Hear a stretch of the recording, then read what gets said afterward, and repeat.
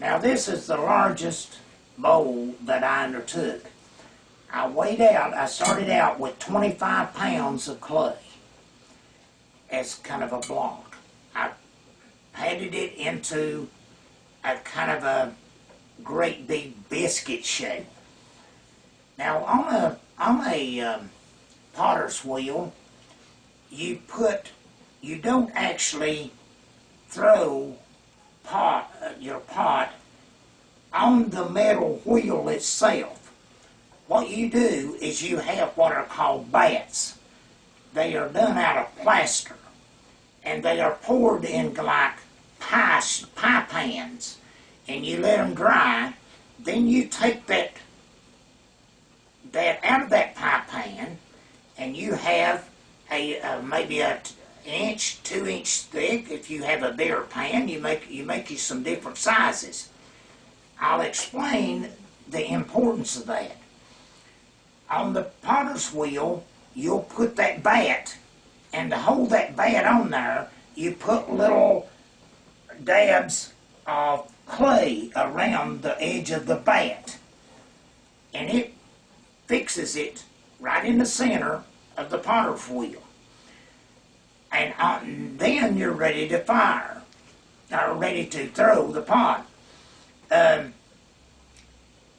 When I put this 25 pounds is a lot. It's a glob that big, about like I would say, somewhere close to a soccer ball.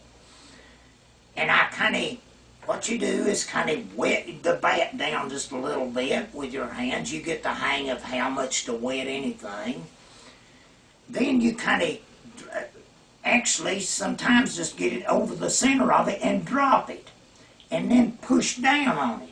You want it to kind of stick to that bat. So when you push it down there and it's stuck to that bat, then you're ready to start throwing. The first thing to do is kind of get this ball centered, right in the very center. And you'll kind of use your fingers and stuff, maybe even scrape off little bits of it. But it'll get to near round. Then the next thing you do, you take, some people will take their whole hand and place their other hand on it, especially on a big piece, and start mashing down right in the center. All this time, your wheel is going around at a good speed.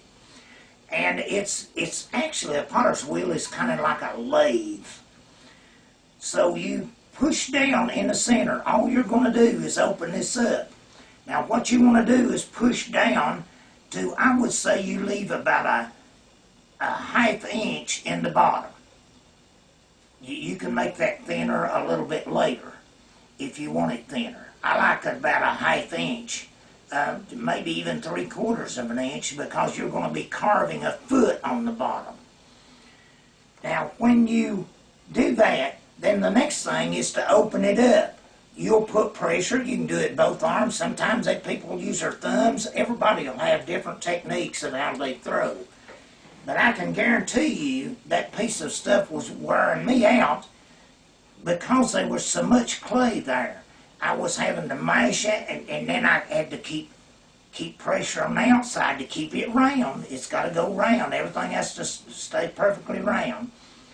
If it gets to wobbles till you can't save it, you have to start all over. Well, I luckily didn't on this particular one. But you keep the pressure on the outside. You determine how big you want the bottom.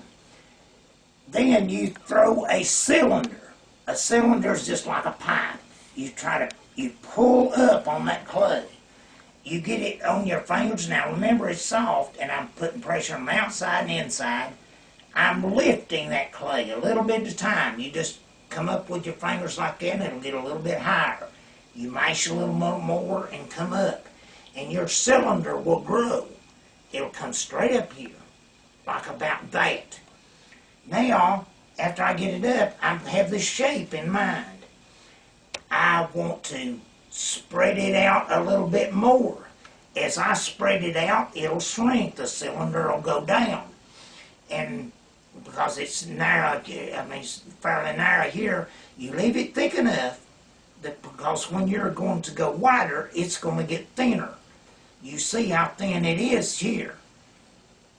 I'd say maybe 1/8 of an inch. After you get that, then you get a round shape here. You can see my fingerprints. Now some people, and I did in this instance, I like the fingerprints because that is the fingerprints. These are grooves, finger grooves, I guess. It's kind of like the fingerprint I was telling you about that related to the artist when he was making bricks. This kind of relates to the artist that's made this pot. In that case, it was me. That's my finger grooves that are left while it was turning around and I was mashing on this wet clay. Now, I formed that, and the last thing you do as you come up is you'll make a lip. What I did is put more pressure here on the side, then I put more pressure on the inside and kind of folded it over, and I made this part known as the lip. Now down here is called the foot. I'll show you how I do that after a while. Now here's the reason that you have a bat, want a bat. See, that's not sitting down on the potter's wheel. It's sitting down on that bat that I told you about. It's made out of plaster. You take the little clay things that you stuck that bat down to the wheel, you take them loose. Then you just wiggle it a little bit like that, and it'll break loose from the metal wheel. Then you can lift the bat, pot, and all off, and you can set it over here. Now you're not mashing on this. And you're real careful. You've just got the bat. Your fingers are under the bat. And you set the pot there. And you set it back to dry in a safe place. Now while that pot is dry, see, you've freed up your potter's wheel. Somebody else can use it, or you can go ahead and throw your next one if you're not worn out. That thing wore me out. I sweated into that pot. Sweat was dripping off of me down into the pot. So actually, my sweat went right into the making of that pot. But after it's finished, there, it's dry, and it's got the bat on there. You pick it up, it gets dry, it's just kind of like leather hard. You can pick it up.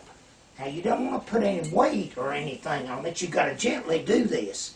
You can turn it up like this, put it back down on the potter's wheel, and get it right in the center. And by the way, the potter's wheel has a concentric circle, little grooves on it. So if you're putting something on there, you can go with those little grooves and you can get it right in the very center.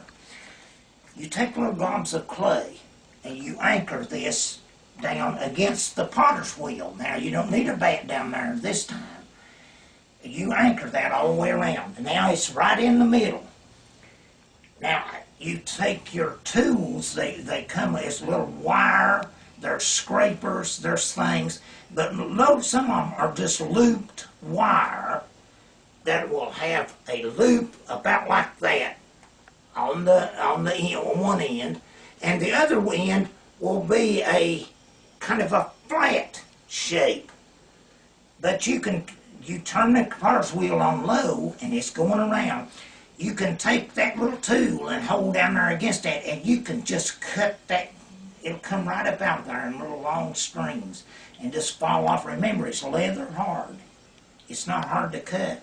You just hold real still and let it cut itself as it goes around through there. You can make the bottom kind of shaped the way you want it.